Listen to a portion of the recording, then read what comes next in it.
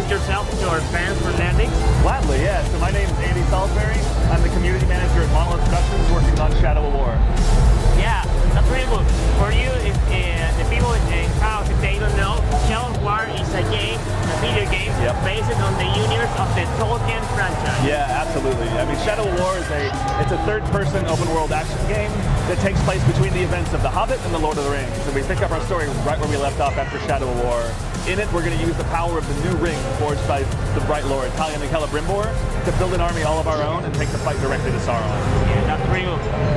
A lot of people are asking in that house why they have some new ring on this game. Yeah, you know, it's interesting because, you know, as you know the story of, and spoiler, I apologize for anyone that hasn't played Shadow of Mordor, I'm going to give away a small amount of the story, but I promise it's worth it.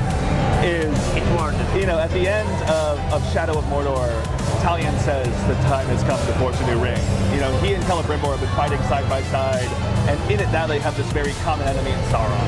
And Celebrimbor is the greatest smith of the Second Age. You know, he sees the Ring of Power as a tool for war, as something he can actually use to defeat Sauron, but he sees the One Ring as one that's been tainted by Sauron. And so they, you know, Celebrimbor puts all of his power into forging this new ring because they believe it's the tool that they can use to actually go and take the fight with Sauron. The tainted stuff is quite often on this world, because if the people in the house have around the Silmarillion, they know that tainted, and all these trolls, and it's like the Bible from this universe. It really is, yeah, it's very deep.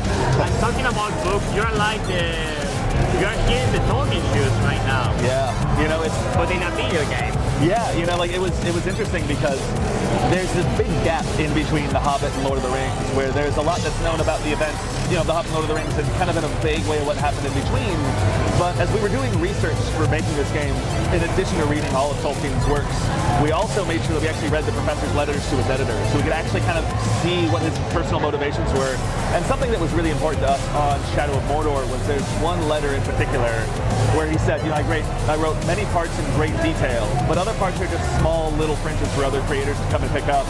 And so we saw that as a great opportunity for us to kind of dig into a universe we love, but we still knew it was a responsibility. You know, it's a Tolkien universe, and people really care about it, and they should. And so we're much the same way. Well, as a video game developer to another, I know that the research is the most important thing that you have to do on this game.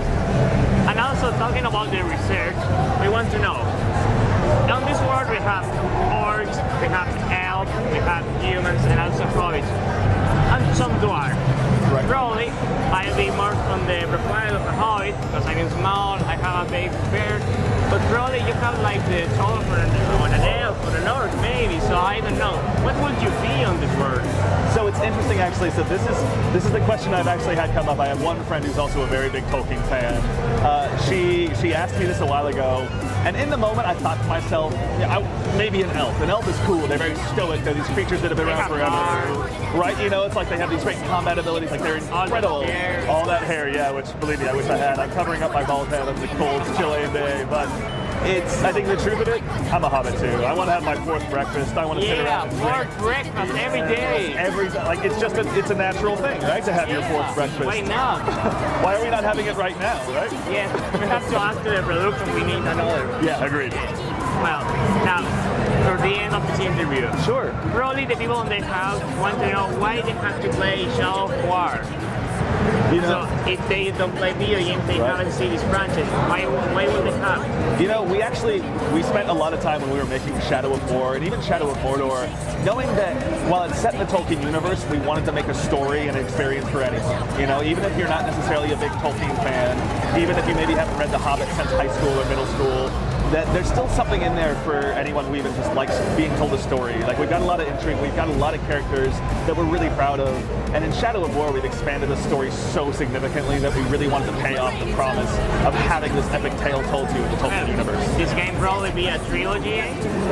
Who knows? Right now, honestly, we're so focused on just getting Shadow of War out the door, and we've still got our DLC we got to ship. You know, we've got our story campaigns that we're really excited about with Eltariel. I hope to see more of this game and on this Warner campaign of video games. Thank you. But hey, in the meantime, we want to support Shadow of War as long as we can. We will do it. Yeah. Okay, well, we'll see. I really thank you for this interview, Andy, for your time.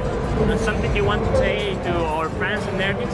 Hey, thank you guys so much. We appreciate being welcomed here so much at Festigame, and we can't wait to get Shadow War in your hands. October 10th. Bueno, esto fue la entrevista junto a Andy Salisbury, soy Cristóbal Teucci en Mapache y nos vemos en Nerdix.cl.